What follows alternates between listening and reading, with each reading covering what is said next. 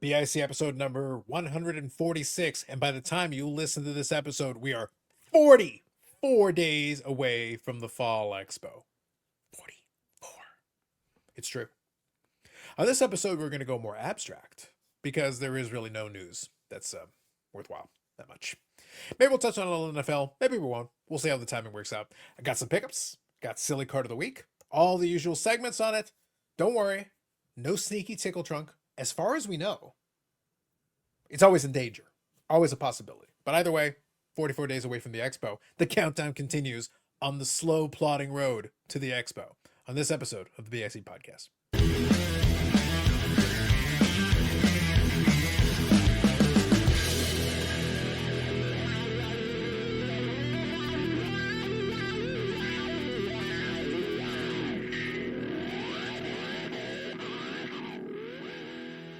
Yes, under the watchful eyes of Brett Favre.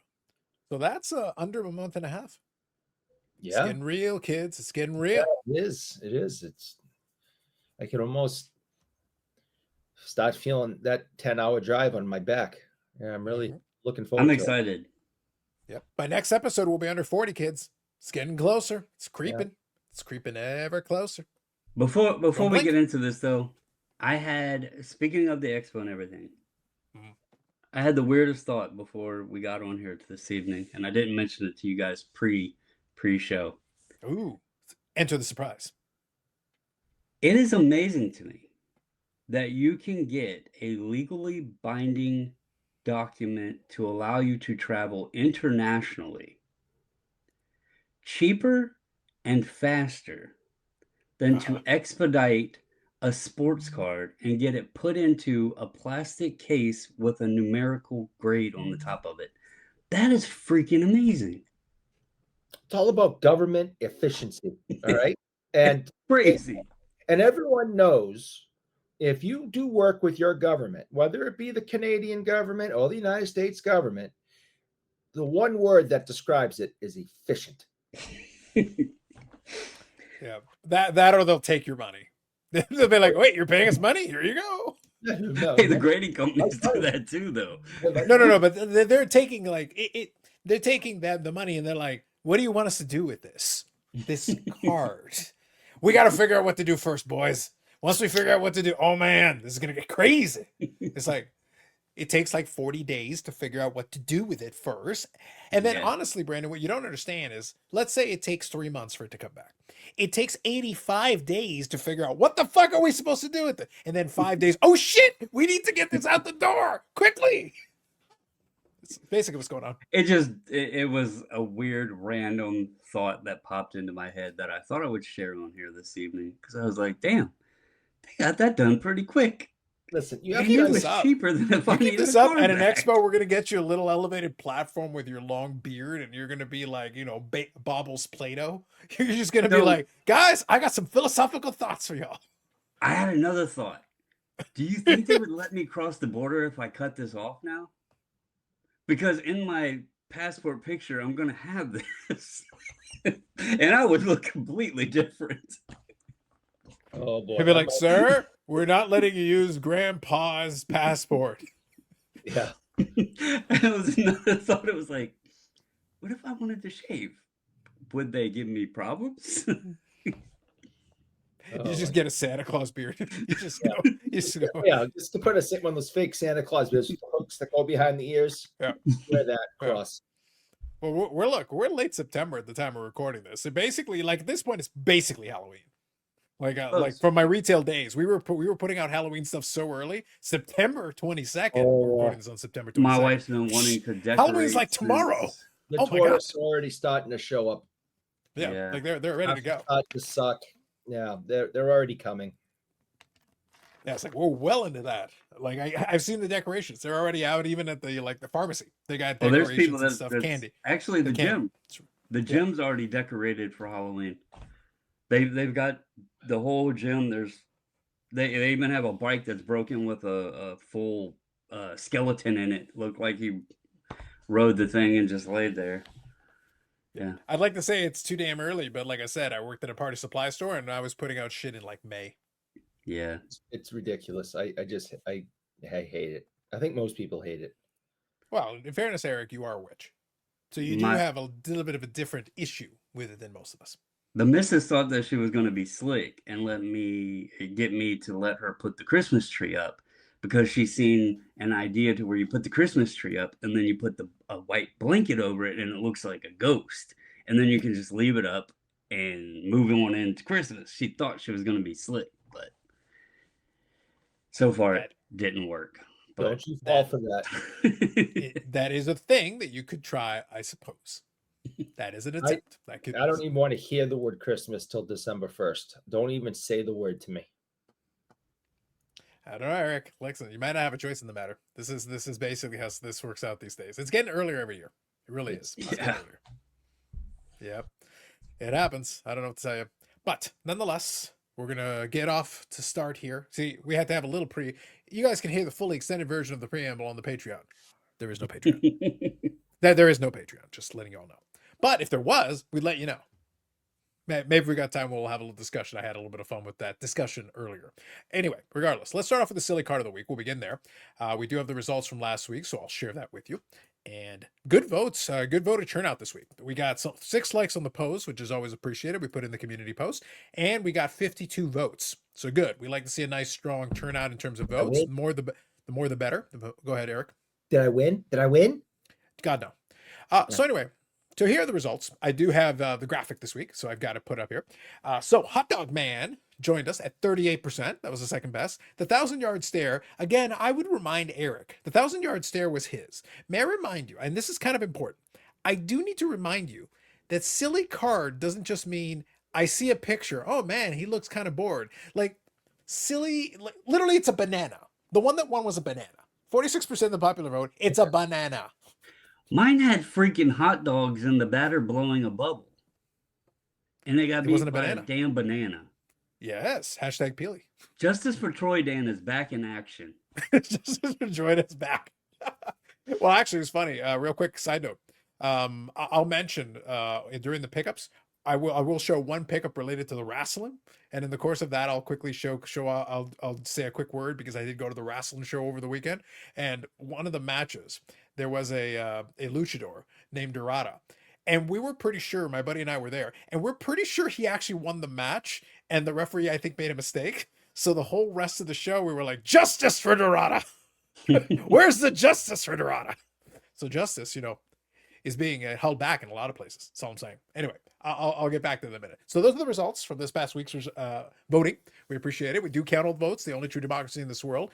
Feel free to catch the community post this week, and you will have a chance to vote for your favorite again this week. All right, so now I'm going to get into the options here. We're going to start off with option number 1. So this one's yours, Brandon. We got some Deadpool action. Yeah, so this was actually a set that I came across today. And I say set. There is actually 12 different cards. It's 2019 Upper Deck Marvel Sport Ball Deadpool.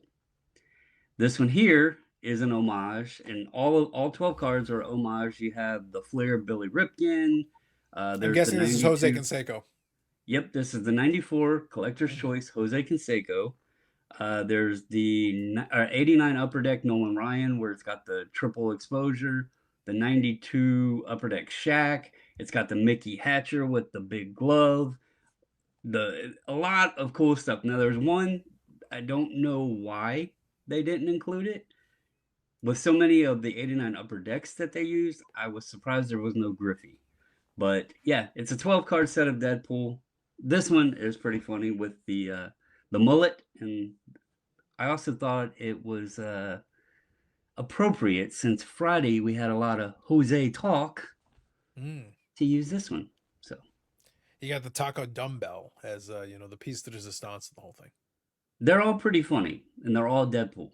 So also bonus, I appreciate that he used 7.5 pound plates. Solid. So that's option number 1. That's included in here. Option number 2. Now, I did mention when this was included in the text message thread that Eric is trifling with this is whistling through a graveyard territory here. Explain yourself, Eric. Well, first of all, I know how Mike Trout just tickles your fancy. Mm-hmm. So I saw that.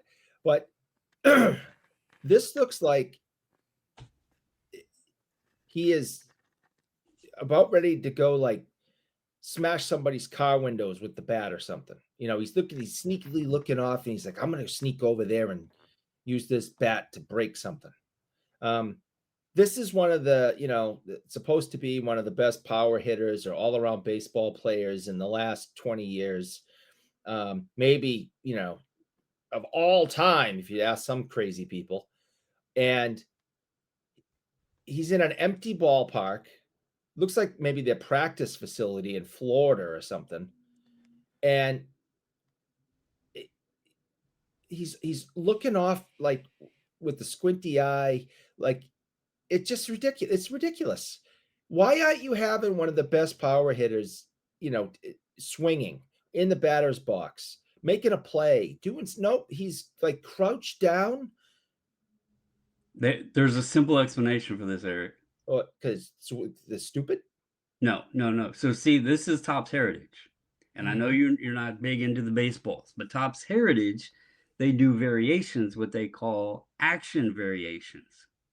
And I think this might actually be Mike Trout's action variation because, he's not able to play so often. This is actually him in action. I think this is the action variation, Mike Trout. So I'm going to be completely honest with you. I appreciate Brandon bringing in the action or inaction. I appreciate that. I got to say, but look, generally speaking, it is the job of the individual who brings the card to the table to do the selling job. But I'm going to tell you all that I have a good reason why you should consider ignoring Eric again this week. And I'll tell you why. He missed the obvious. If this had been my card, I would have said Trout is out there getting ready to hunt for some wascally wabbits.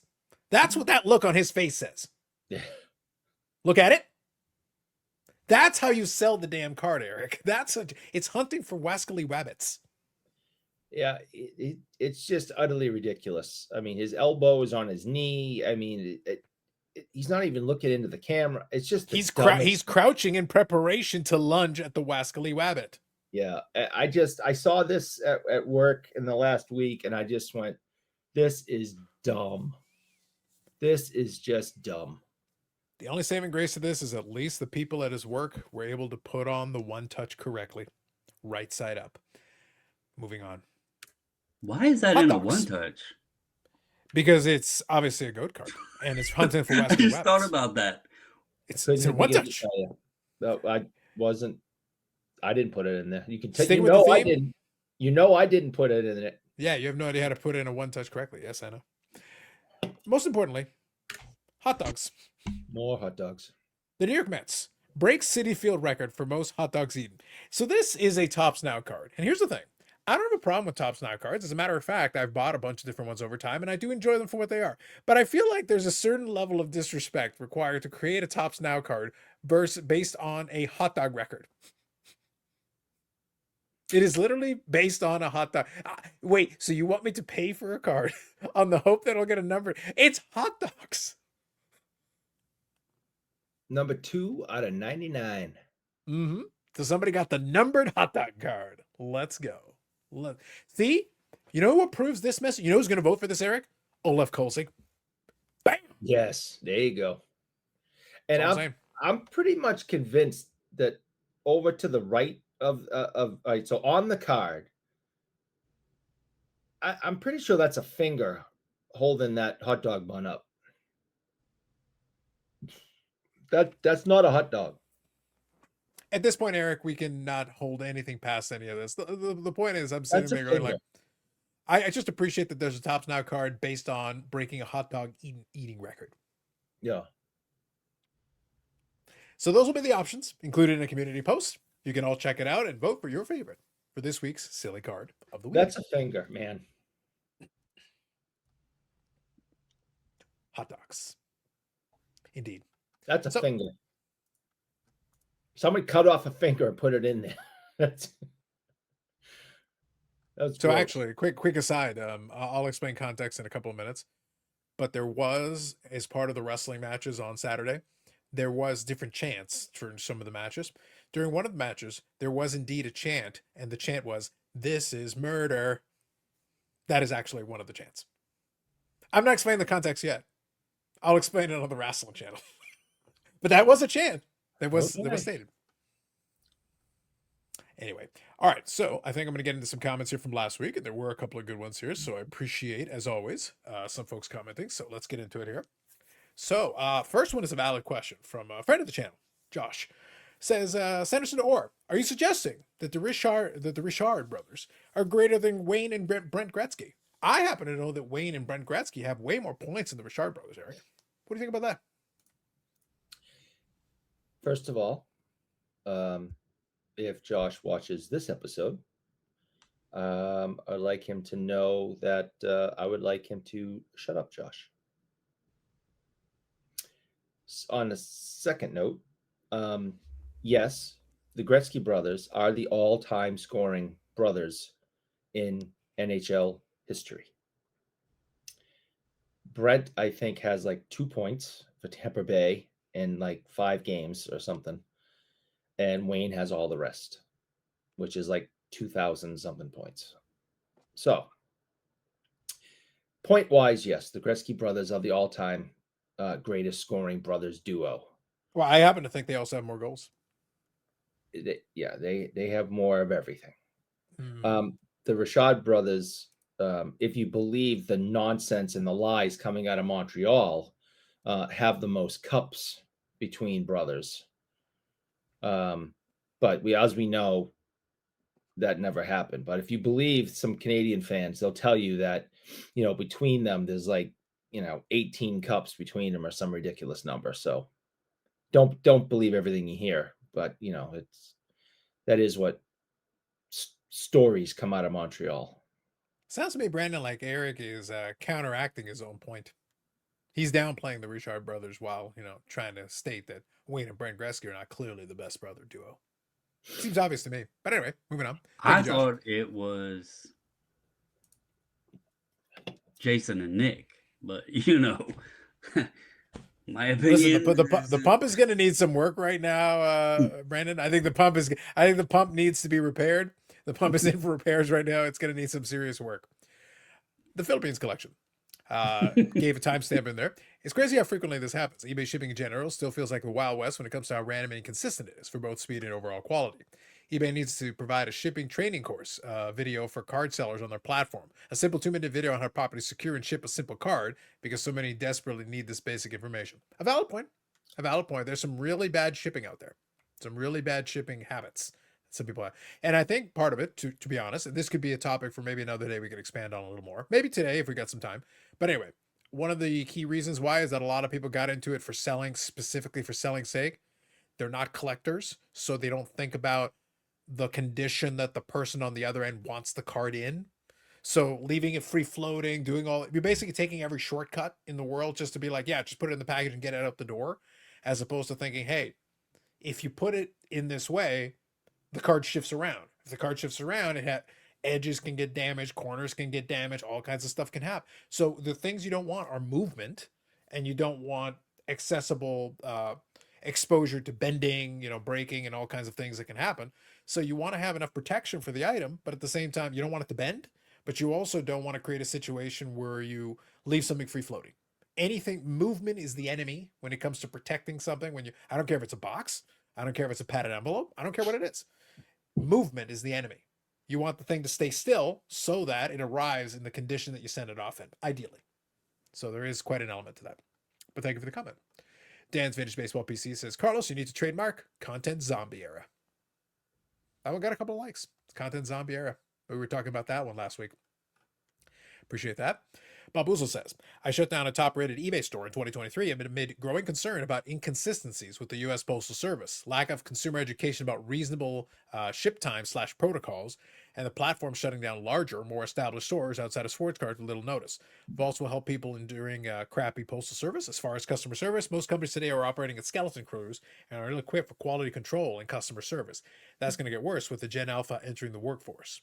And well, don't forget also, the other generations are the one teaching them. And trust me, there's plenty of boomers and some of the other ones who wouldn't know customer service if it bit them in the ass. You get what you get in a lot of cases. I meant to go back and reply to that one because what I was talking about there with the shipping side of it it's so many people, and especially with what I do now, and I'm in a couple Facebook groups, so many people immediately want to pass blame off to someone else. When it's shipping and delivery, it's normally always USPS's fault or UPS or FedEx. I'm not saying they're perfect, but if you take care, and like Carlos said, if you pack your items properly, and if you take care in what you do, and I don't want to jinx anything, but I'm going to go ahead and state this. I submitted cards to SGC for over 5 years. Never had a problem. That's sending to them, back to me, and then everyone's packages all around the world. The only time that a problem occurred, it was my fault.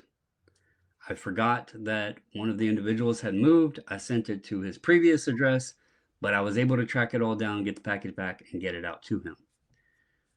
So he's still like, no harm, no foul. With what I was complaining about, that wasn't USPS's fault. That was the sellers not shipping the cards. And one of them, back to Carlos's point on the packing, instead of using eBay standard envelope, they put it in a birthday card in an envelope with just a stamp on it.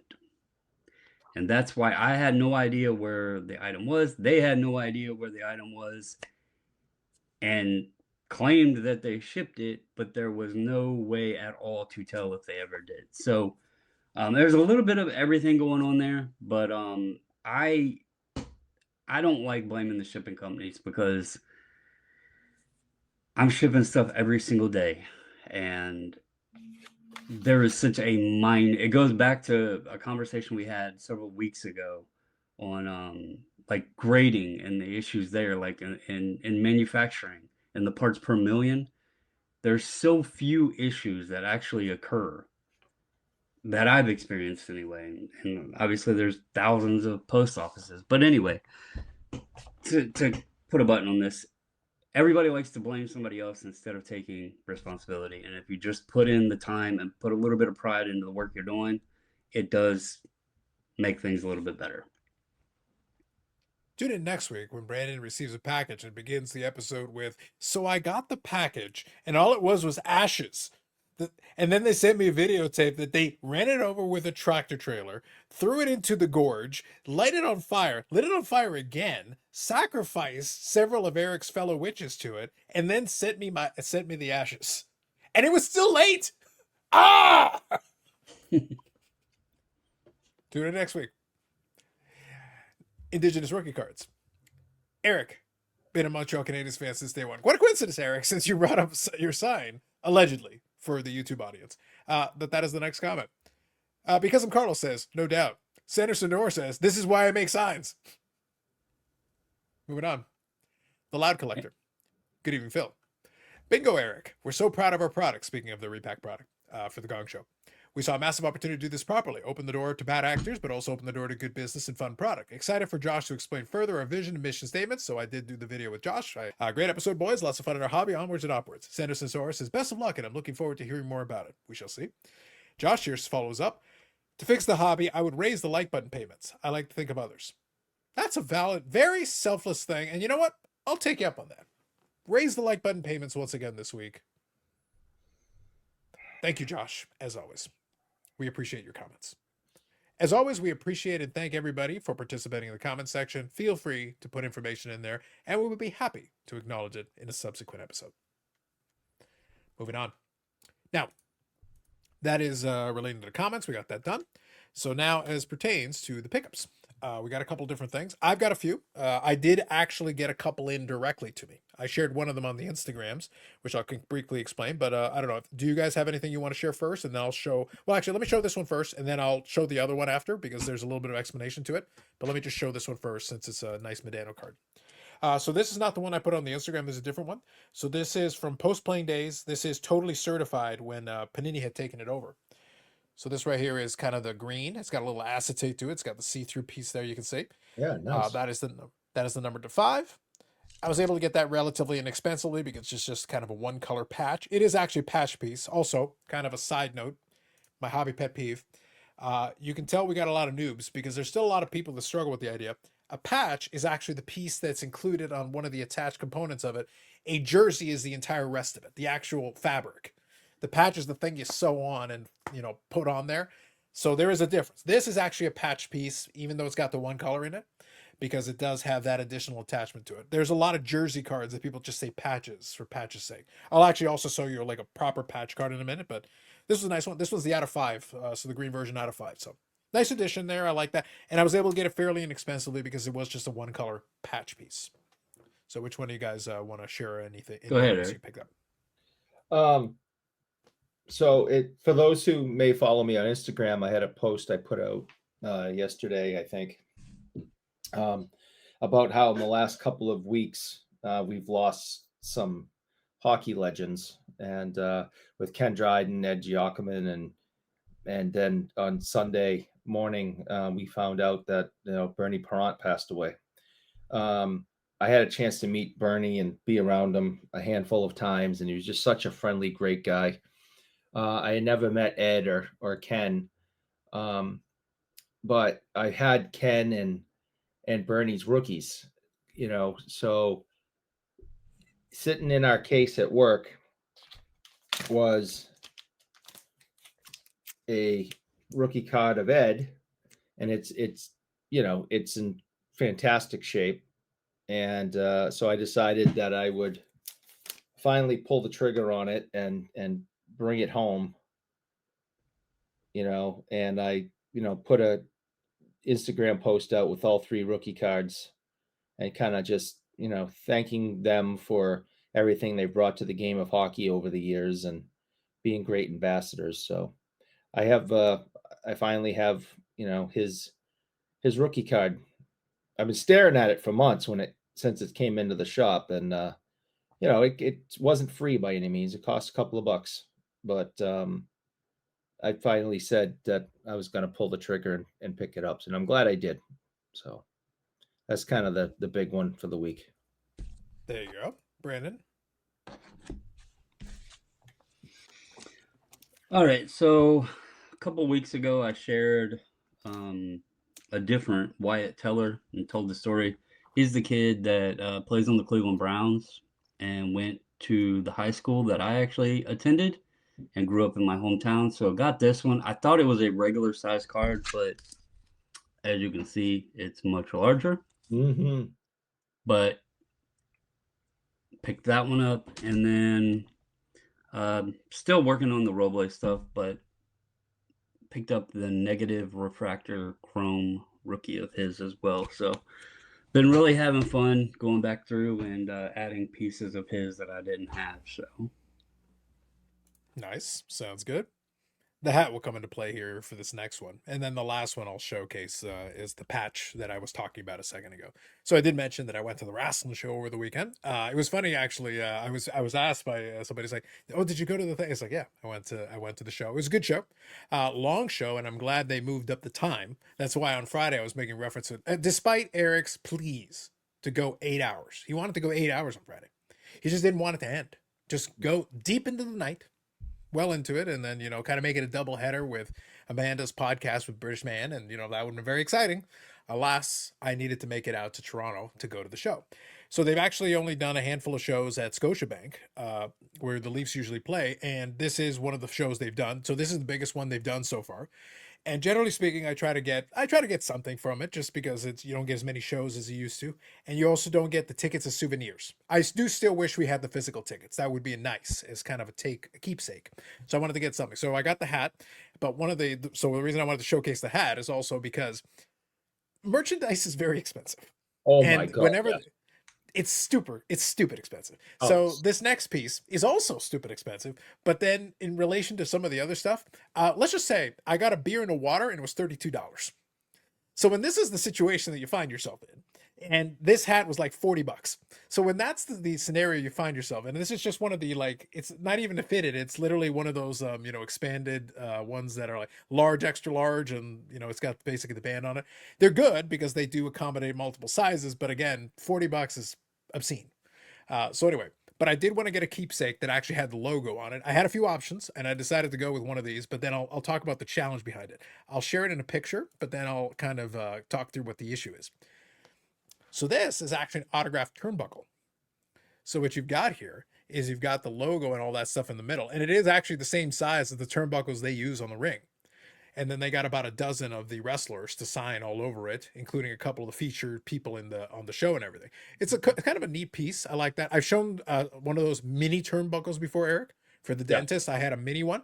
Well, this is a full size turnbuckle, which means the damn thing is like this big. Yeah, right. It's very awkward, but I will say my biggest contention, it's a cool piece and I'm happy to have it. And I'm going to kind of find a spot to kind of display it a little bit, but I got to tell you, they didn't think to actually have any bags that would actually hold this, which made it very annoying to deal with for the majority. So I got it. Love Lions at the beginning. This is like an hour and a half before the show starts. And this is a 5-hour plus show. So it was like a long show. So I had to keep this thing with me basically for 5 hours for the majority of it. And I was able to take a quick break when I went to go get some concessions. But I had this thing, and then I had to take this shit home. And so I've got to kind of like carry this thing. It's a pain in the ass. I got it back in one piece. All good. But I got to tell you, it was a pain. Yeah, that is a big item. And of course, you don't want to ding it. So you don't want to smudge or scratch any of the autos. That's you right. know, you don't want to damage the piece in any way. And, you know, you got all those people, mass exodus, especially when you're leaving, right? I mean, it's like herding cattle. It's just mass exodus. And yeah, that must have been, I would have been a little, it would have been a little nerve wracking, because I would have been very cautious of trying to protect the piece as I was trying to get the hell out of there. So, yep. But it's very cool. I was able to get it back in one piece, and it was fun. It was a good show. I was actually happy to have it. It was kind of fun to have something a little different. I like the fact that it was one of the few items that had the logo on it. Those things were $400, not cheap. But then the shirts were $40 to $50, $60, and I'm like, yeah, you know what? I really don't want to pay $60 for a shirt. Yeah. So I was like, you know what? I'll take the autograph thing. I could have gotten the smaller one, but I go, you know what, Brandon? They do the show. They do one big show a year at most. What the hell? I thought, what would Brandon do? Fucking throw the money at him. Wait, no, that's not what he would do. It's the opposite of that. But I thought, what would Brandon do if he was insane? Fucking throw the money at him. Problem solved. Yep, there you go. I did it. Worked out. It depends. But yeah, you made the right call. Yeah. I figured, Eric, you know what? It ended up being almost 13,000 for the show. It was a good show. Had a lot of fun. And it's gotten some good reviews since then. WWE also had a show on the same day that had less good reviews. Really? It did not a lot of people were not a fan. But the good news is that's the first one where you could have the ESPN pay-per-view thing. So if you didn't play with VPN or a pirate, you got to pay $30 to see a really mediocre show that most people didn't like. So that's nice. Right? And it was the show you were at, was that televised or pay-per-viewed, or is it that was available on pay-per-view? Yep. That was available on pay-per-view. But generally speaking, AEW does a good job with their pay-per-views, and they knew how to cater to the live crowd. They did a good job. I will say this. The match that started off the show, you had the artist formerly known as Edge, Adam Copeland, and Christian teaming up to be in the first match there as a tag team, for the first time properly in, many years. They did do one tag team match prior to that for AEW. So they came in and they did like a little pre-tape, like a little segment as they were coming in, and kind of playing it off a comedy, but having a little bit of fun with it. And literally as they're walking the hallways of Scotiabank, the first thing that happens is, and you'll appreciate this, Eric, that's the reason I'm telling the story.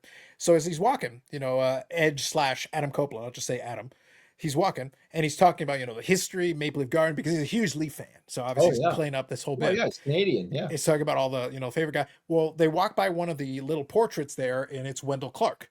And he's like talking up Wendell Clark and everything. And as he's talking, then the camera pans over and it's Wendell Clark. and then they have a moment where Wendell Clark is like saying, good luck out there, guys, do your thing. And he's like fangirling out for Wendell Clark. So then they keep walking and then they keep walking a little bit further. And then it's Bubbles from Trailer Park Boys. So there's your second cameo appearance. So then, then he has a couple of words for them. And then they keep walking. And in Trailer Park Boys, Bubbles also plays a professional wrestling character. I think it's called Green Bastard or something like that. But he's got like a belt and everything. Like he's got a wrestling belt and everything. So then they do the Bubbles cameo, and then Green Bastard has a cameo, and that's the third cameo on their way. So this is all in the little pre-tape before they actually come out for the crowd. So they had fun. Well, I'm glad they got Wendell involved. That's great. They should have brought him out there to beat somebody up in the middle of the ring. The place would have exploded. Listen, it worked out. He got a decent response and everything. It was Yeah, interesting because obviously it's a different demographic as well. Because you if you're a Leaf fan that skews a little younger, you might not remember Wendell Clark as much. He was more significant to a lot of the '80s teams and the early '90s teams. That was kind of his main era. But I think it would have been interesting. One of the guys was talking about it. It would have been interesting if they had gotten Dougie. If they had gotten Gilmore out there, that would have been a pretty strong reaction if they had gone that route too. I think he would have been a good choice as well. But the Bubbles, you got to get the Canadian references in there, obviously. But they did, Eric, get in as a cameo appearance in that match. Beth Phoenix, Adam Kumla's wife. So she came in, former professional wrestler Beth Phoenix. So she came in and participated in that as well. So they got a whole bunch of cameos in there and appearances. It was a fun show for what it was. So that was my takeaway, my memento from said show. So that was fun. Great. So that's the pickup. I do got one more then. If you, Eric, or Brandon have anything else, please feel free, or otherwise I can show the last thing. So yeah, I'd just do something real quick since go for it. Since you gave me the. So I think I showed these on Friday night, but I'll show them again. So we had Chris Knuckles Nyland come into the shop on Friday for a private signing, and I had him sign a couple of these pucks. Let me just rip these tops off real quick. And I collect hockey pucks, autographed hockey pucks. I have hundreds of them. It's a sickness. This one, 86 Cup, Canadian, signed in red. This one, Knuckles Nyland. Knuckles up top, Chris Nyland auto on the Bruins one. So they're both different, but they're both autographed by Chris. He was very nice. I've met him, a couple of times over the years. And this is no secret. Chris has been very open with his addiction issues. Those who follow this show and know me know that I was an addictions counselor for many, many years. And he and I had a good conversation about stuff, and he's still doing really well and very happy with his life, and that's good on him. And he was coming down to the area to do a speech at a rehab facility for men and women that are battling addiction, and he was coming in to speak with them and kind of pump them up a little bit and give them some more hope. So it's he was down for a good reason. That again, he wants to give back and help people, and that was it was great that he came down from Montreal to do that and to stop by and just to visit us and sign a couple of things. So there you go. Good stuff. Good stuff. Anything then, Brandon, before I do one more thing just to finish it up? I had a couple of things that came in, but I've already put them in a binder, so I'm not going to pull them back out. But it's just some little things that I'm working on, a couple projects that I'll share in the future. All right, seems fair. So I'll finish up with this just to showcase, since this one came physically to me, and I'll also show a picture of the two side by side. It'll be a little easier to see.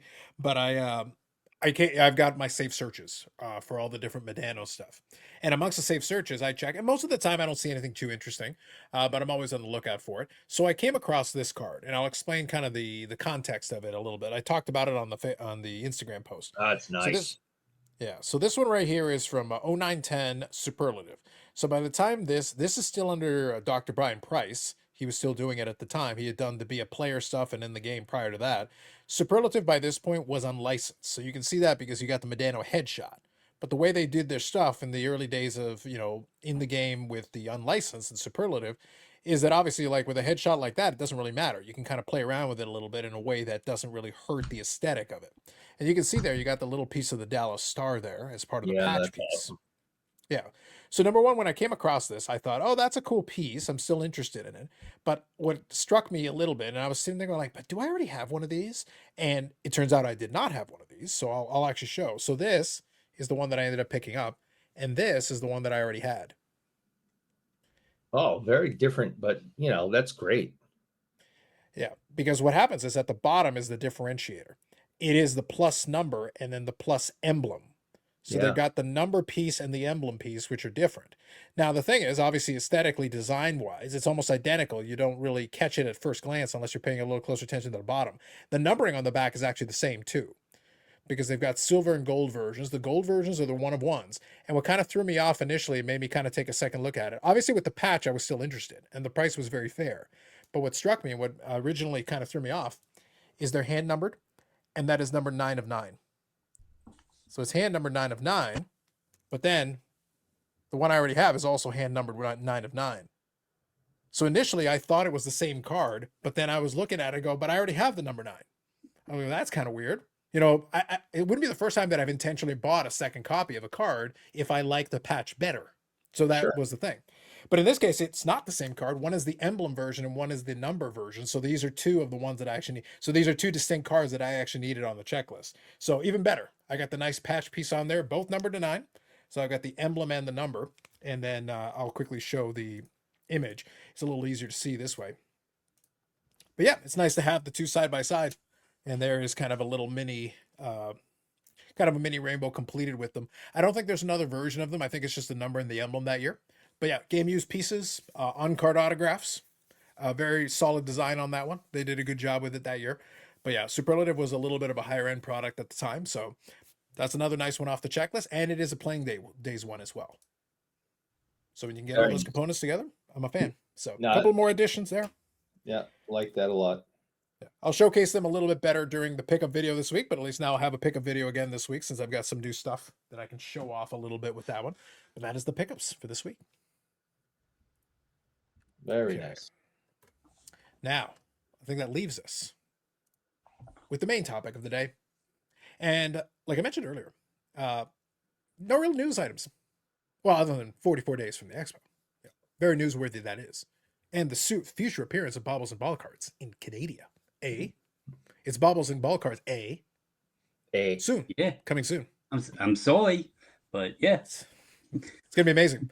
By the time the man's gonna come back, he's gonna be wearing like a moose hat, and like he'll be wearing a beaver shirt. He'll be like lumberjack. He'll have all the flannel. So you mentioned beaver. The wife, Not Bieber, beaver. Yes. Yeah, she has been hounding me to ask. Okay. Because she was told that there is something in Canada that is a must try on the food menu. Are you about to say beaver tail? Yeah, and she wanted to know your recommendation on it. Is it what it's cracked up to be or no? A fresh kill beaver. You don't want to have a beaver that's been frozen for too long. You definitely fresh kill. That's the way to do it. I That's the didn't catch gourmet what Carlos said. Yeah, Eric was talking about what he likes to try to do in Canada. He prefers his beaver slathered in mayonnaise. True story. Anyway, to answer your question, Brandon, I've heard very good things. I haven't tried it myself, so I cannot speak to it. I know exactly what you're talking about. That's why I said I assume you're asking about beaver tail. I've heard good things, but I can't say I've tried it, so I couldn't speak to it. But from a lot of the people that I talk to, they swear by it. They're big fans. She just told me to ask. I don't know who it was that told her that she's got to try it when we go up there. But anyway, I ask and I can tell her that you've never tried it. Yeah, there's a handful of things that people that people usually recommend. Beaver tail's one, and then the poutan. Yeah, Gross. Never been the biggest fan of it myself. The poutan I have had, but never been my thing. But some people really like it. So again, I roll with it. People would be surprised. Like the majority of us was like, no, it's just whatever. The most Canadian thing that I'll have most of the time is when I go to Tim Hortons. and that's debatable at this stage, considering it's not owned by a Canadian company. So it's like, is that even Canadian at this point? Tim Horton was a hockey player. Does that count? Ish. I don't know. That's all I got to say about that. But anyway, so yeah, we'll see. Newsworthy wise, very limited. However, that did give us an opportunity to go abstract. And I was telling the guys that I of course have other hobbies that I participate in, the wrestling being one, but also I'm a big watch guy. That's one of my favorite things. And I still keep up on it a little bit, not as much as I used to, because as people may know, it can be an expensive hobby. You want to talk about expensive hobbies? Jesus, the price of some of those watches, whew, not the kind of hobby like in my 20s. I was when I had a lot of disposable income at that time, not a lot of expenses. It was a lot easier to buy some of these. And today, those things have gotten very expensive. Let me tell you. And they all do the But same thing. it's tough. It's tough. Yeah. I don't think we got too much of an argument in this hobby, Brandon. The pieces of cardboard don't do much themselves. No, but At least the other ones keep time. At least they can do something. What I'll say though is that it is an expensive hobby, but I do still like to keep tabs on it. And one of the podcasts that I kind of listen to is actually owned by a company. It's called the 1916 Company, which has gone through various naming iterations. But the host there, Tim Masso, is a wealth of watch knowledge. A weird, eclectic dude, but I'll say very knowledgeable in his area. And obviously working for a watch company, obviously he has access to a lot of stuff. But his recent podcast episode the other day was actually he had bought himself what he called a Grail watch for himself. And I've got a few watches that I would consider kind of on that level and something that I would be aspire to and be interested in. But what I wanted to open up the discussion to is in cards, we talk about the Grail card. We talk about Grail, chasing a Grail, acquiring a Grail, all those things. We use these words, but sometimes we use these words so frequently, they do tend to lose their meaning. And his podcast episode was actually a live that he did, but as he's doing it and interacting with the chat, he's saying, okay, this is my Grail watch, and let me tell you why. This is my path and journey and different watches that I've bought over time and etc. So he gave his whole background kind of discussing it, and that led up into this. And he had actually made some good associations with the brand. So he bought one of those independent brands because those can be very expensive, but he knew the people that were working for that independent brand had actually had a chance to tour the factory. So he had all these connections to it. So he understood better how they made it and did all that. And then, as it turns out, when they got their hands on a used copy of one of the watches that he particularly liked, the people from the brand actually reached out to him and said, hey, we've actually got this one in that somebody brought in. And if you're interested, we can help you get this deal done on this thing. And they basically made it up for him, so it was all serviced and everything, so it was basically brand new. And he was able to get the one that he had wanted, the specific model and type and make that he had wanted, because there's different configurations. So for him, that was a Grail watch, and then the other components of it added something to it. It took it to another level beyond just go to the store, put some money down and buy the watch and be done with it. So that made it more of a Grail for him. But he posed a question to the chat. He said, okay, well, what would be your Grails? What to you constitutes a Grail? And in cards, we can ask the same question.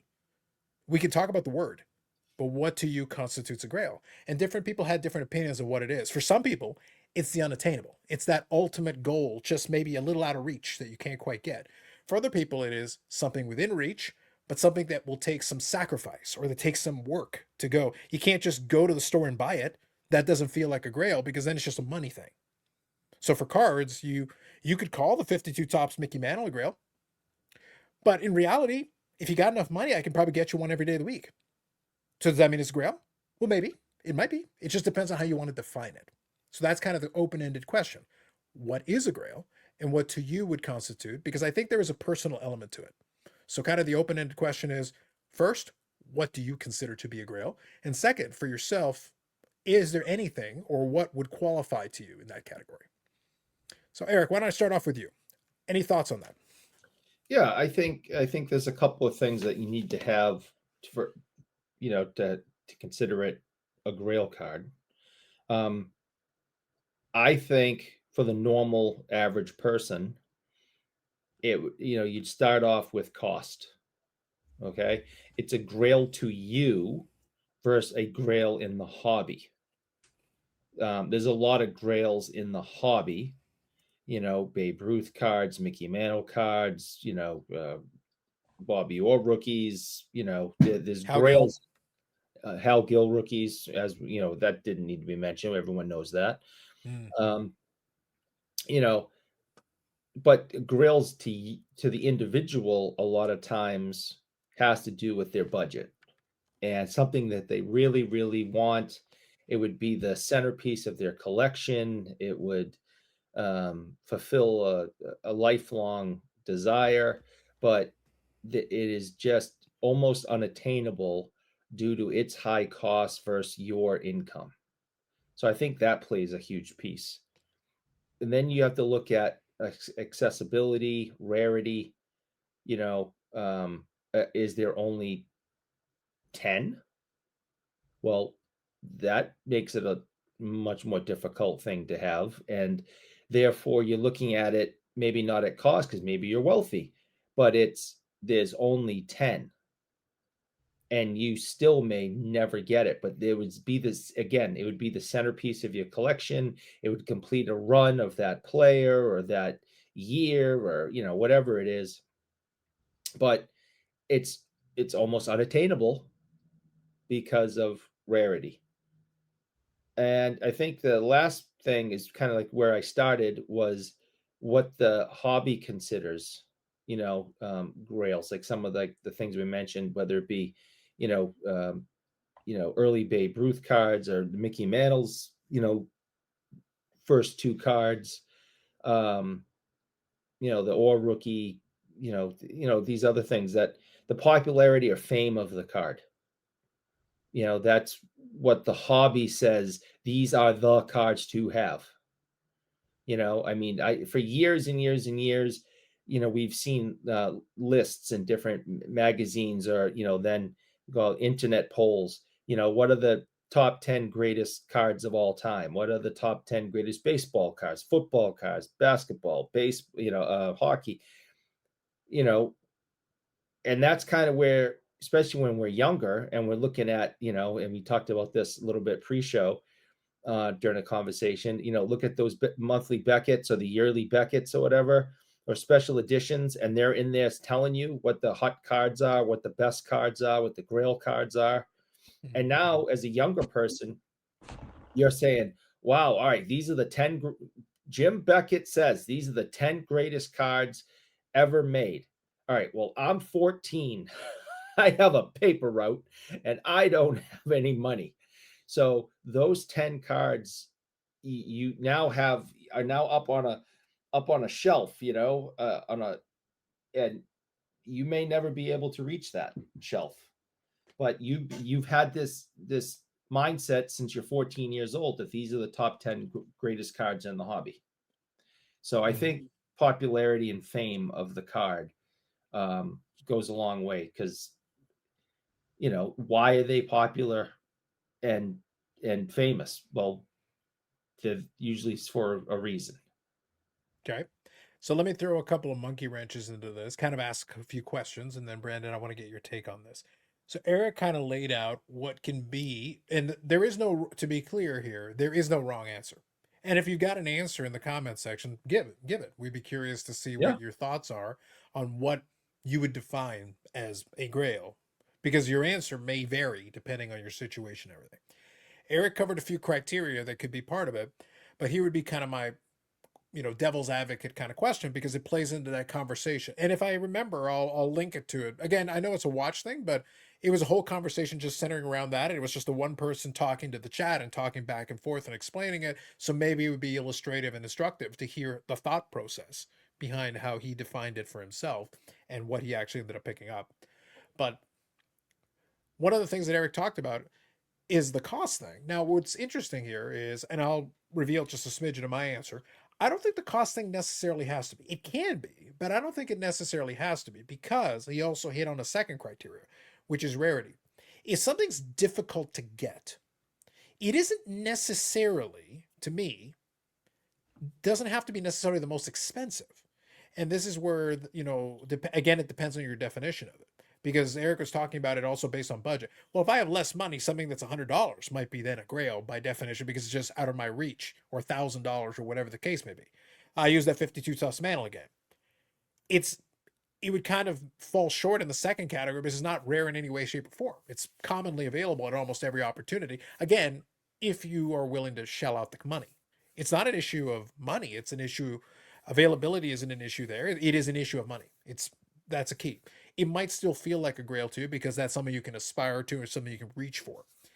But I think where it gets interesting is that, I almost want to make a separation because when we're talking grail, and again, this is going to be your definition, so I'll be curious where you fall on it. I could make the argument that the run for the cup Medano that I had kind of sat on a pedestal there, not because of costs, because I didn't know exactly how much it was going to cost me. I knew I could afford to pay for it. And when the time came that I was able to get my hands on it and I was able to make an offer to the seller that had it, I was able to make the money. Now, it wasn't cheap, and I'm not going to pretend it was, but at the same time, it wasn't so far. The cost wasn't the issue. The issue was getting an available copy. That was the problem that I was having. The chase had been because I couldn't find a copy available. It wasn't a cost issue necessarily. I needed to find somebody that had a copy that would even sell it to me. That was the key challenge, was to get that specific thing. Some could say that's not a grail because, well, when once you got it, can you have another grail? That's the part of the definition thing. Is there only one grail, or can there be a grail, and then if somehow you achieve it, then does something else become the grail? Does it change over time? These are just questions. But I say the cost thing may or may not. The rarity thing might be play into a little bit better, because Brandon's got his Robles, his one Robles that he chases after. The 52 tops mantle is going to cost a hell of a lot more than that Robles, but Brandon would certainly go through a lot of effort to get his hands on it. So that could still be a grail, but it'd be a lot cheaper than the 52 mantle. So is it strictly a cost thing or a scarcity thing or a combination therein? Brandon, what do you think? So I'm actually going to take and first start off with Eric's statements. And I'm going to say the mantle, the Ruth, the Bobby Orr,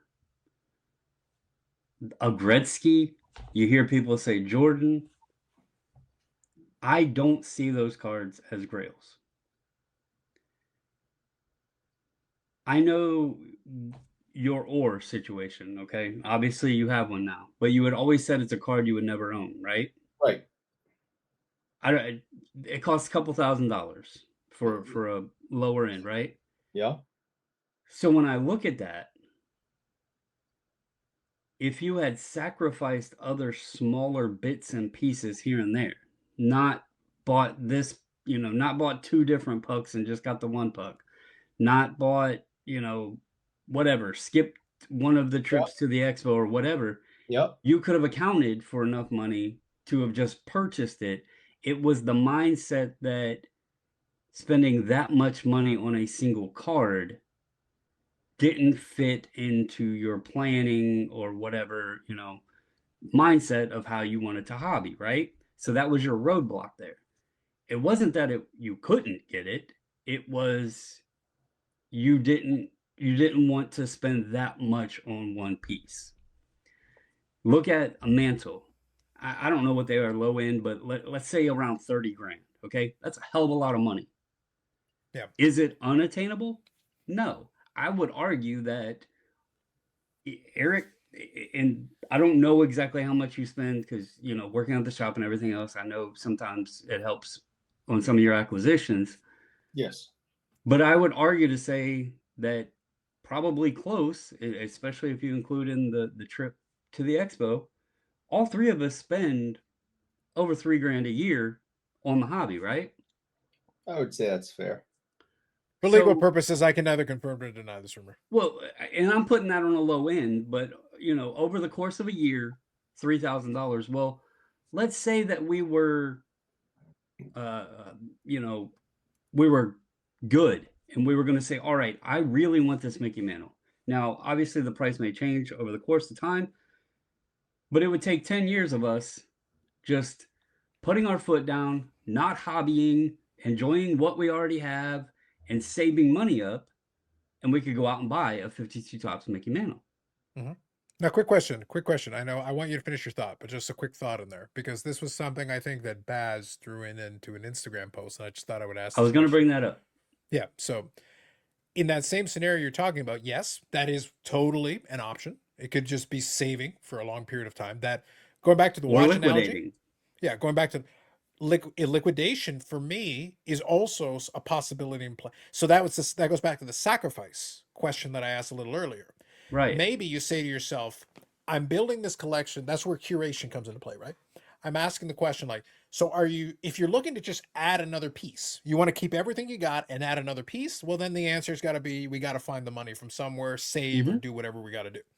But if the answer is, I want to build a collection and curate it in this way, I don't necessarily need the full quantity. Yeah. I'm willing to sacrifice some quantity for some quality, and I'm willing to say I'd rather take these 5 pieces that I like and parlay them into a piece that I love or I that don't need the is full right. rainbow. Just Yeah, I like I'd rather this just have this version. specific, Yeah. and that's where my focus is.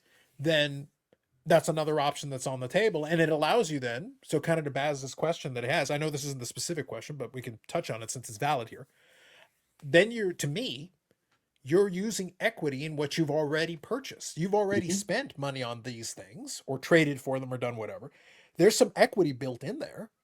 So why not give yourself that option if you're not so keen on holding all of these things necessary. If you don't need to hold all of them, then that does open up your options. It does give Mhm. you will sacrifice because obviously then you won't have all of it, but then maybe you get a piece that you hold in that higher esteem. It's up on that higher tier, higher level, and then you've got a more curated collection of specific stuff you're looking for. Right. And I think it also, in that situation, if opportunity presented itself, if like Mm. something you really wanted, but it is pricey, came about and it was at a number that you didn't expect it to be at, well, then sure, make a way to, if you didn't want to just take it out of the bank or you didn't have it in the bank, liquidate some of the stuff you have, obtain it, because a lot of the stuff we know we can buy back, right? Mm. So, but to my point back with those cards, right? I've had a Gouty Ruth. I've had a Gouty Gehrig. I've had I didn't have a 52 tops, but I had a 52 Bowman Mantle. I had the 51 Bowman Maze. Like, so those cards were obtainable. They're still obtainable. The Joe Namath rookie, that's one that in football it's the myth is that it's very, very scarce. Well, they're out there. I don't see those as grails. I see those as iconic cards of the hobby. They Mm. might Sure. be on a list of cards you should own, but I don't see them necessarily as a grail. A Honus Wagner is like, a national treasure because even in a beat up copy, you're looking at $1 million plus bucks where most people aren't affording that. For me, my grail goes a completely different route. And it's not Robles that I'm looking for, it's Michael Taylor. Oh, sorry, Um, Michael Taylor. That's the one. yeah, but that comes down to just the fact I cannot find the card. It's not about what it's going to cost me, it's the fact I cannot find it. Like we talk about the manuals and everything, they're out there. I could go probably to a shop somewhere in the area and find one. Or the show, there's going to be multiples of them. I cannot find this card. I have been searching for it for years. That has been downright verified and cemented. That card is my grail. My wife has bought me boxes for Christmas to open because my theory at this point is it's never been pulled. And that happens a lot, is especially when we're in the serial numbered age and you get down to the one-on-ones, sometimes they just may never have been pulled, and I may never find that card. And that makes it unattainable. Not because of how much it's worth, but because I have no clue where it is or if it's even been pulled. So to me, that's my grail. It's also why when I was going back through and thinking about my collecting, y'all have seen my attitude and like just being excited, even showing you guys something like this card probably cost me $5, I think, but it's stuff that I am happy with adding in the collection now. I've been sharing some stuff on Instagram. um I've been working on little projects in binders and stuff, things that I should have been doing back in 2020, 2019, but I let myself get away. And what was I doing during that time? Well, some of it I was obtaining those cards, those iconic cards. And it was awesome to be able to say I own them. But at the end of the day, my passion and my enjoyment is in this stuff. So that's where like the term grail, and it's always a good topic when people bring it up, but it's an open-ended answer Because what my Grail and what Eric's Grail and what Carlos's Grail and what probably all of the viewers, I will guarantee that there's probably no one else that watches this show, comments, or is on this panel has any interest in the card that I want. That's why it can be so unique of everybody's answer and what their Grail is. Yeah, that's part of the reason why I asked. So initially, when Eric started, he gave what was an open, broad potential definition for it, because for some people, what he defined there would be the criteria that they'd be looking for what constitutes. That's why I thought the discussion that came about as a result of that podcast episode was interesting, because different people had different answers to the question. Mhm. They came up with their own variation. In this case, they were talking about watches, but it goes back. That's why I think the sacrifice piece is an interesting one. The possibility of would you consolidate other stuff to get into it, I think that's an interesting. The answer doesn't have to be yes, but I do think that kind of leads into the idea that you're holding the item in that esteem. I think the idea that it's beyond your capacity to get, I don't agree with that necessarily, because then what are we even pursuing it for? If the answer is you can't get it, Yeah, that seems like like a the lot of Wagner. work to, yeah. Where I do think if the possibility is there, but maybe we have to stretch, or maybe the search has to be constant and consistent, and you look for it. That's why I gave that kind of specific example. I talked about that Medano Run for the Cup card. The card in and of itself is not his most expensive card. Far from it. In reality, like, so for some of the player collectors in kind of the sphere I'm in, the Grail card is a lot of the shield cards.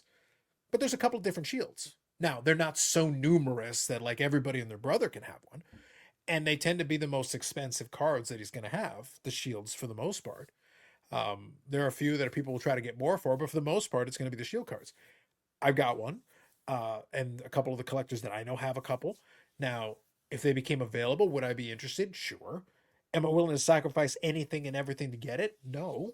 So, but would I still be interested in? Sure. So for me, is that a Grail card per se?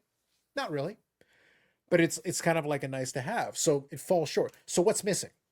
Those individual cards are one of ones, and they tend to represent the highest end of what the player has available. So they're tough to come by. They tend to be expensive. A lot of people in the hockey side of things consider them to be top level cards. It meets a lot of the criteria of what Eric's talking about. So what's missing? Well, in the context of my specific Medano collection, well, number one, I've got one. So that already kind of checks that box. More would be nice, but it's not necessary. So I'm not really willing to sacrifice too much to get one. If one came across my desk at the right price, would I buy it? Sure. But I don't think that quite qualifies as Grail, does it? Based on kind of what we've been talking about. It's kind of more like, oh, that'd be cool to have. I feel like a Grail has that extra something. And what that extra something is interesting, because that's the secret sauce. We don't know exactly what, and I think for the individual, that is going to change slightly. That Michael Taylor card you're talking about, for most people, maybe like, Michael Taylor, really? But for your collection, that's specific. The fact that you've been chasing for it, the quest is actually what adds to it elevates it beyond, well, a player of this level shouldn't necessarily be a Grail for anybody, but it's the quest. It's that extra step, the extra work. And if you were able to get your hands on it within reason, you would go after it. And, would you consolidate other cards to help you get into it if that's what was required? Would that be something you'd consider? If I had to, yes. Yeah. I don't think that would be the case. No, I understand, but I'm saying, but if I had to, yes, because I mean that's the point. That's the point. That's the diamond that I've not been able to even have the opportunity of.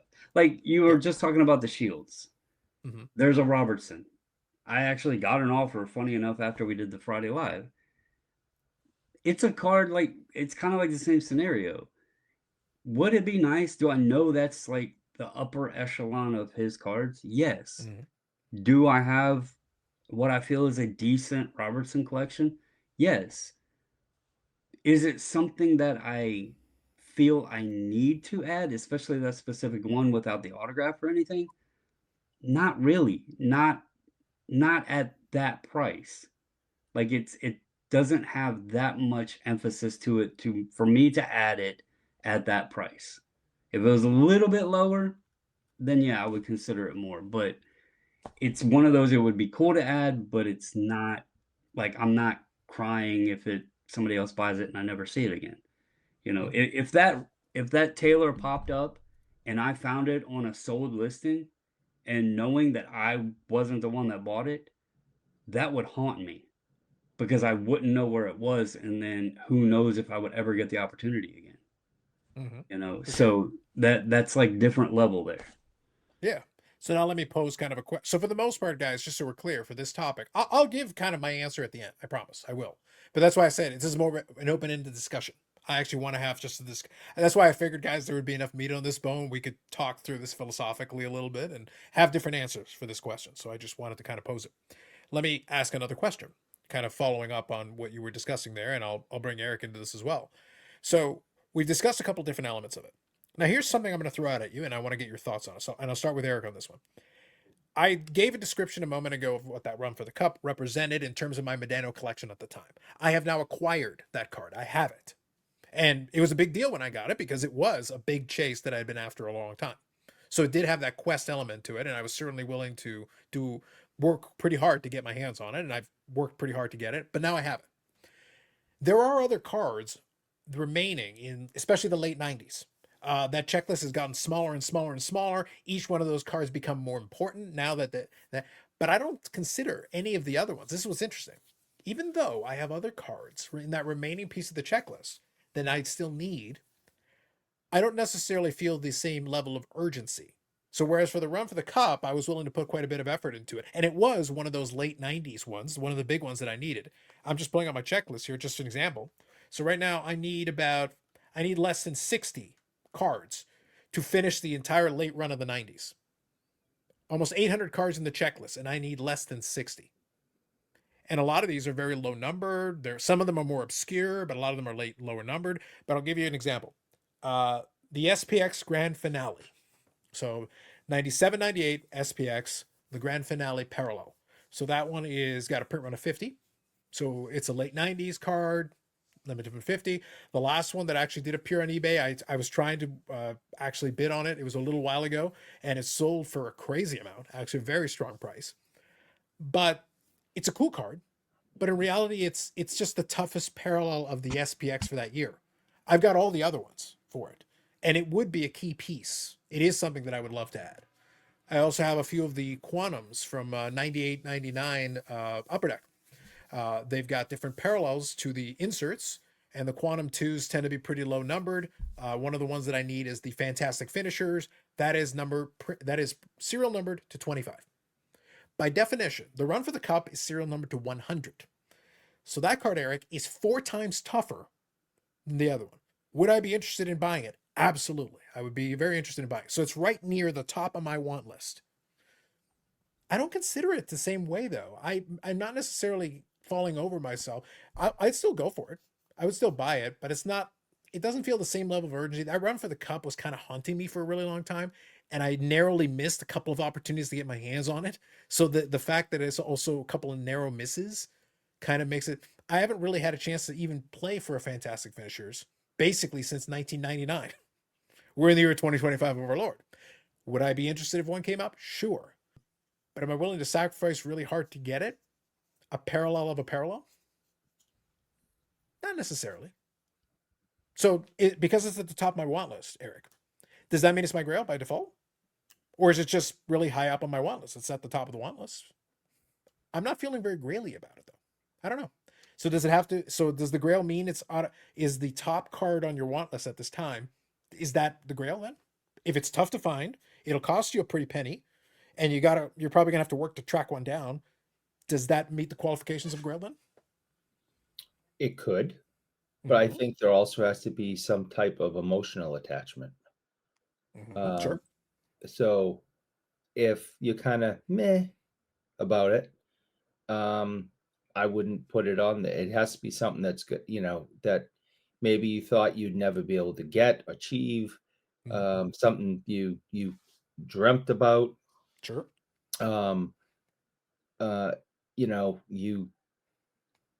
Every time you saw one, like you tell that your heart rate went up, things like that. And that's what it was for the rookie, for me. I just succumbed to that. I'm never going to own one. I'm not willing to sacrifice. I can't put that kind of money out. I don't want to change my collecting ways. Like, Brandon's talking about going years without purchasing anything and saving up. That's a very responsible thing to do. I'm not willing to put my collecting on hold for 3 years so I can, then, squirrel away some money to then go out and purchase something and not feel guilty about it.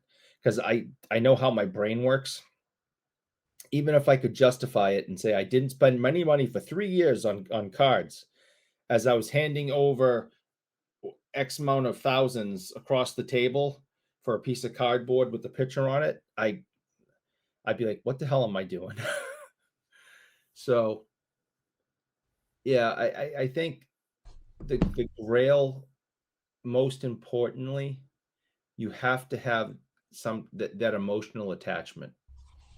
You have to be excited every time you see one. It comes up in conversation. It comes up on an internet story. You see it at a show somewhere. And if it doesn't do that for you, then it's probably not your Grail. Mm-hmm. I think that's fair. So, Brandon, I want to get your take on this, and then I'm actually going to give you what AI thinks. We can check with the AI overlords and see what they Oh boy. define as the Grail and see kind of a thought. But See Eric, what Skynet has to say. you know what I would do if I was looking for a Grail? What would you do? I'd check in with AMG. AMG Collectibles, that's it. AMG Collectibles YouTube channel. The Collector the Scalps, Steve, will not be there this week. However, I will be hanging out with two Bs, Blair and Blake. Wonderful. The mastermind behind the Gong Show repack. And there will be some questions related to it. And this week, it is going to be artifacts. So Upper Deck Artifacts will be the product that we'll be featuring this week. So I've got a little bit of time to actually talk about it this week. So I've got some stuff queued up for it. Lots of memorabilia, autograph stuff, all kinds of fanciness. So I'll talk about it. But links in the description. We thank AMG for supporting the podcast and the channel. And I could not miss that wonderful segue, Brandon. I needed to make sure we acknowledge the segue. Hey, it was there. AMG, they're on they're at the top of their game. They help Gong Show. They made sure to not just including, but they put multiple Jason Robertsons in a limited run repack. So that tells you the level that they go to of finding quality products. See, it all comes together. But let me touch on this here. So I want to read you what the AI overview gives us for this question, because what I punched in was, what is a Grail in collecting? I wanted to know not just the definition or the story behind the Grail concept. I said, what's a Grail in collecting? So here's what the AI overview gives you. So let me read you this. It says, in collecting, a Grail is a highly sought after, rare, and often elusive item that represents the ultimate goal of a collector's pursuit, bringing immense personal satisfaction upon acquisition. So that last piece touches on what Eric is talking about. That's a good, succinct definition. That's actually pretty good. Let me give you a little more here. A Grail can be identified by objective factors like extreme rarity and high monetary value, or by subjective personal significance. The term originates from the legendary Holy Grail, a symbolic object of immense value and difficulty to obtain. So my first thought is that resembles an awful lot like the characteristics Eric was talking about, which tells me that Eric is AI. Indeed. Moving on. Characteristics of a Grail. Oh, okay, go ahead. I got characteristics of a Grail. Let me touch on a couple of these. Rarity is the first one. Grails are exceptionally hard to find, sometimes even one of a kind or extremely limited in production. Reasonable. Value. This value can be objective based on market consensus or historical significance, or subjective, related to a specific item's importance to the individual collector. Kind of talking about some examples there. That gives a little bit of room there. Elusiveness. The thrill of the hunt and the challenge of acquiring a Grail item are central to the concept. So in the example I gave you about the top of the want list today, some of those are definitely meeting the first two quite a bit. But in terms of the thrill of the hunt, yeah, look, I'm always looking. My save searches are always on. If I come across one of them, I will happily snap it up if the price is reasonable. No questions asked.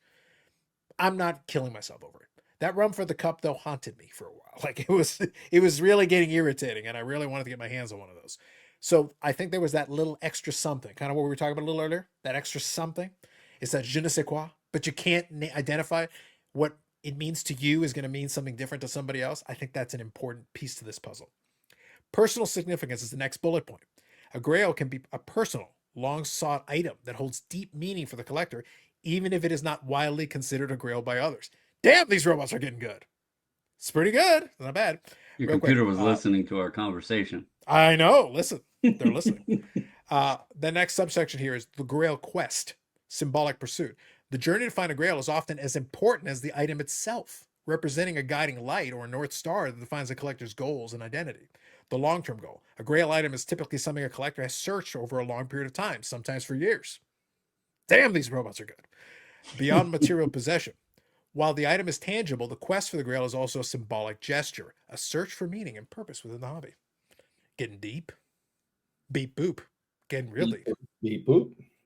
Yeah. So that's pretty good. Yeah, I am a little impressed with myself. That you're thinking like the robots? Yeah, that's something. I don't want to, beat a dead horse here too much because we've talked about it a lot. But when, I said, the emotional part is important for it to be a grail for someone. Now, Carlos, when Brad gifted me this card, and I, was able to add it to my collection, you were sitting, close by. And I definitely wasn't recording, if that's what you're thinking. Go on. And as you remember, I had an emotional reaction. I did not speak for about 15 minutes. Every time I tried to speak, tears would swell up in my eyes. My pores, as soon as he handed it to me, the pores in my skin started to open. I started to sweat. My stomach was in a knot. I had an emotional reaction.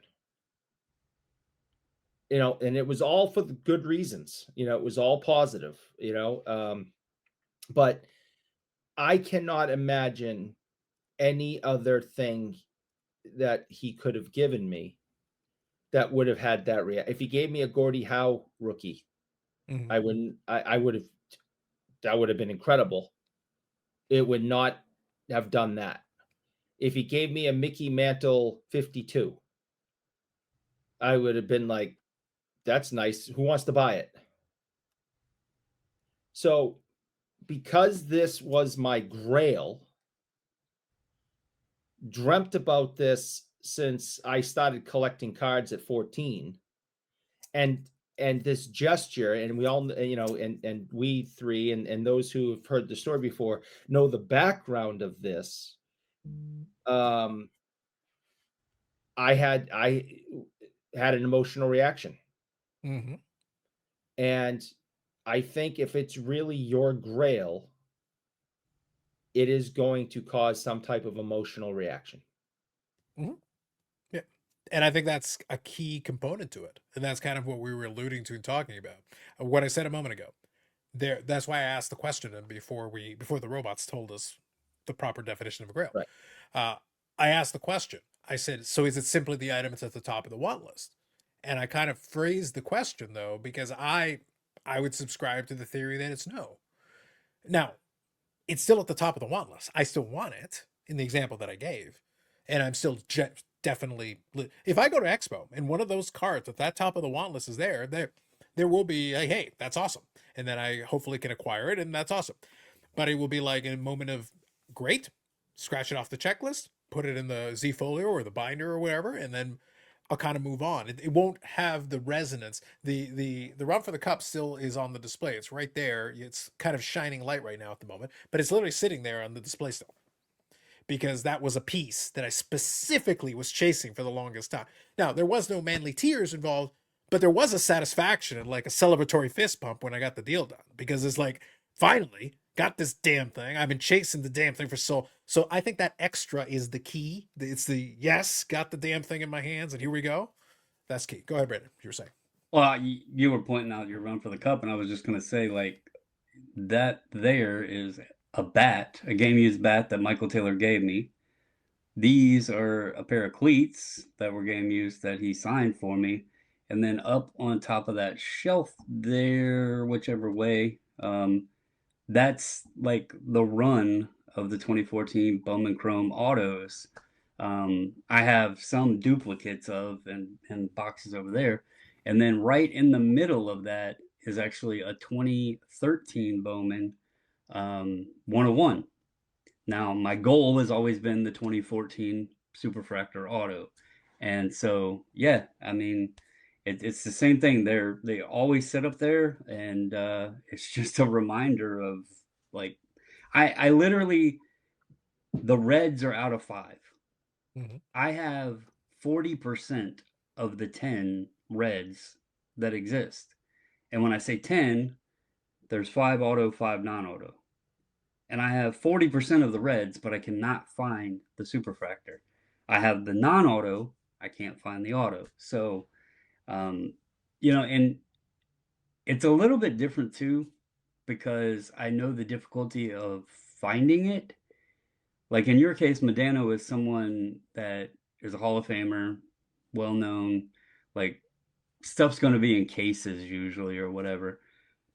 Michael Taylor, locally, somebody might put it out, but it's probably a card, if it's been pulled, that's probably been tossed in a box or something. Mm-hmm. Like, honestly, because he's never blown up into a superstar player or whatever. So that adds to some of the challenge, the chase, the difficulty to it, and some of like the story. I mean, that's what this really is all about, is the story and our journey. We joke about it all the time. You buy something and then it's on to the next one. But, a lot of stuff that we own, there is a story behind it. There's a story why we got it. There's a story of how we got it, all of that, what made us want it. And so I think that is a huge piece to this hobby, or else it's kind of silly to even do. Mm-hmm. Now, I'll give you one other example also that kind of plays into I think what we're establishing here, because I think in the definitions we've established that there's not just one criteria. I think there's a couple. We touched on a Mhm. couple of the specific ones and I think if you've got a couple of them but not all the criteria, then I don't think it quite elevates to that level. You can have things that meet these other criteria actually very well. It could be super rare, it could be expensive, it could be all these things, but maybe it lacks the emotional attachment, or maybe it has the emotional attachment. It's not necessarily rare or expensive, but it still meets that criteria because it was difficult. There was a journey and there's the emotional attachment. So it's got these components to it. So I'll give you kind of an example that, and again, I use the Run for the Cup as the example of what would have qualified for that. That doesn't mean I can't have other grails going forward. I totally can. But that one was one specific one that was always a chase for me. But I'll give you an example that's also kind of hangs around there. And this is the first one there that's just right there where I'm pointing. That was one where the good folks at AMG were able to help me out, where Brad came across a card from Medano that was that proof card, the see-through proof card that I've shown before, and that card is numbered to 10. That card is 10 times as rare as the Run for the Cup, and not only that, because those proofs come up so infrequently. And because apparently they only existed in 7-Eleven packs, so you've added all this different components to it, we haven't seen examples of all the cards in the checklist. In theory, they exist, but we don't know for sure that they exist. So, scarcity, check. The long standing, it was on the checklist and didn't know if it was going to happen, check. And it's even got a great story in the perspective that they were able to come across it in a random collection. And we were able to do a deal where I was able to get my hands on it. Check, check, check. But why would I not consider that a grail? Because it was so rare, and also because it was more of an obscure thing that I wasn't even sure existed because I couldn't find a copy. I didn't necessarily have it in my head, the aspiration to get it. It was on the checklist, yes, but I didn't think about it. It was just kind of there, and it wasn't until it was literally put in front of me that I was like, oh, it actually exists. That's cool. But it's not the same thing as the long-term chase where like I've been actively searching for this. It kind of fell in my lap. It was So it's still an amazing card, a very rare card, a very difficult card to come by. But do you see, Eric, why that doesn't quite qualify in the same way? Because there was no chase. It just kind of showed up one day and it's like, whoa, hey, There there was it no is. dreaming of it. Yeah, because the thought didn't really cross my mind. I wasn't specifically thinking about it at any time, but I still appreciate it. It's still got a great story to it. It's still super a rare piece. It's a tough piece. It confirmed the existence of it for some other collectors that I know, so that's great. So maybe now aspirationally they can chase after their own copy, but it doesn't meet all the criteria. It's what we were talking about a few minutes ago. It meets a lot of the criteria. If I had been thinking about it and chasing it and trying to prove its existence, and that had been part of the quest, and then I came to it at the end, Brandon, then I think it totally qualifies for it. But it didn't have that component. It was missing that important piece. Couldn't check that box. Yep.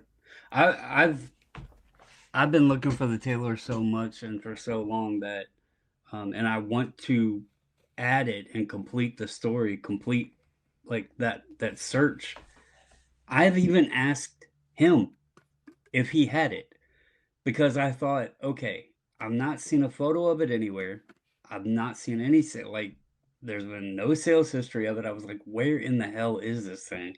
And again, it could have been pulled, thrown in a box. It could have been thrown away, or it could still be sealed in a pack somewhere, and I may never see it. But I've went to all avenues and extremes that I can think of so far, and my hope is that one day it appears lovely on eBay, and I can click that buy it now and get really excited. Yeah.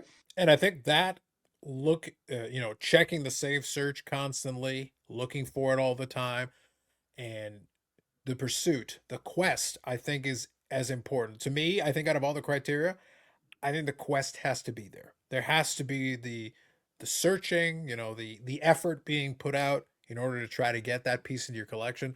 And I think if you got that, I think that is one of the very important pieces. These other pieces are part of it too, but I think that quest has to be part of it. And in the back of your mind, you got to be thinking about how could I make this happen? How could I make this work?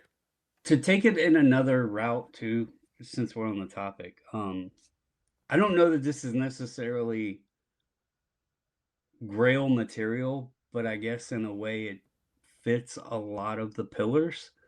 It's also a little challenge to myself.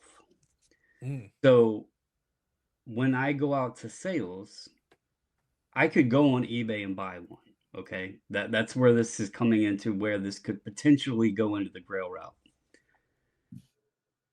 I have made it a personal bucket list that I want to find copies of Die Hard, Die Hard 2, and Die Hard 3 on VHS, sealed, and I want it to be the original first releases of each because I want to add those in my collection.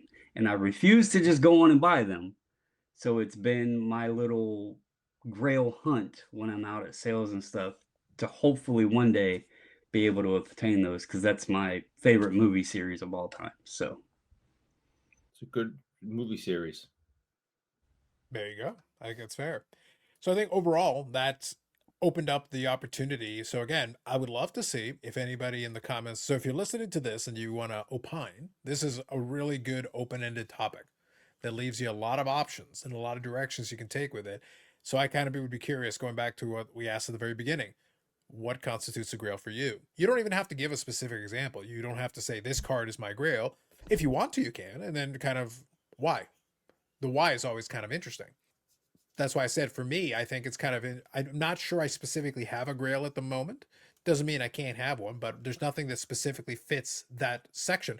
But I do have stuff that's at the top of my want list. I do have stuff that I'm interested in it, and if the opportunity comes to find it, I would love to get my hands on it. That's why I said earlier that I have the stuff on that checklist. Some of it would meet most of the criteria that we established tonight and kind of talked through. But it doesn't have that. It would have the satisfaction of getting it, and I would be like, great. But it hasn't had that long term chase. It's the long term chase that I think, and the investment in the long term chase that I think gives it that extra, at least for the specific thing that I was looking for. That's what gave it that extra for me, just because it wasn't a year, it wasn't 2 years, it was since 96, 97 was that particular one, all the way back then until 2025 when I was finally able to get my hands on it. And all those years went by and narrow misses along the way. And that kind of also adds to it. The little narrow misses. And they were, in theory, there should have been more opportunities than there were, but there just weren't. I've been able to acquire a number of very tough cards. And it sucks. Like, especially if it's something that you know is very, very, very difficult to find, or in today's market, the one-on-one stuff. It sucks when you go on and see something that you would have loved to have added that you didn't even know existed, actually, but you see it on the completed sold list, knowing that you're probably not going to see it pop back up. Those are the worst when you see that. There was a Michael Taylor bat knob, and I didn't know that. I have one of his bat knobs. I didn't know that there was another one made, and it hit eBay, and I didn't have a saved search for like that specific thing because I didn't know there was any more of them that existed. And I was on looking around one day, and I was like, what the hell? And I had just missed it. So that was a tough one to swallow. That sucks. Indeed. And on that bombshell, there it is. So I think that's good. I think we had a good discussion on that one. Gave a lot of different options, and we learned that Eric is AI. I'm a little impressed with myself, but it won't last. Don't worry. More on that on Friday. Yeah. Just saying. Yeah, So it won't last. Feel free to, again, comment in the comments section. We left a couple of open-ended questions for you. What do you consider to be a Grail, period? Do you agree with the robots and Eric? Or do you have your own definition? What do you consider it to be? What would constitute a Grail for you? If you want to share a specific card, by all means. Again, would love to know why. That's part of the question that is available there as well. And again, other questions and comments, feel free to throw them in the comment section, and then we can follow it up on a future episode. Thanks as always to AMG for supporting the podcast and that. And enjoy your wrestling. I did. Worked out for me. And we'll see. Crossing my fingers. There may be some more mail coming. I now have a couple of items, so I will have a mail day video this week. More videos coming up on the channel. Live streams on Friday at 8 p.m. Eastern Standard Time. The longest running episodic, whatever it is, it continues. The train rolls on. And for the audio people, you're actually basically up to date. Congratulations. Just watch the YouTube. Seriously, just watch the YouTube. You get more out of the experience. You can see all of Eric's hand gestures. Some of them are even appropriate. Just saying. The YouTube is where it's at, people. That's it. So for Eric Sanderson d'Or, chaser of Joe Thornton's, Joe Thornton Grails, all day long, Brandon Bobbles and Ball Cards, formerly known as Associated 540 Flips, former captor of SGC Pete in the back room. More on that in future days and weeks. But otherwise, enjoy your episode. Remember, by the time this drops, 44 days until Fall Expo. We're getting closer. It's getting ever closer. Halloween, and then boo, Fall Expo. That's how fast it's going to be. Boom, Michael Myers. That means boom, I'll be in Fall Canada in 42 days. Ooh, see? Eric, Halloween. It's just after Halloween. Spooky. See? Super spooky.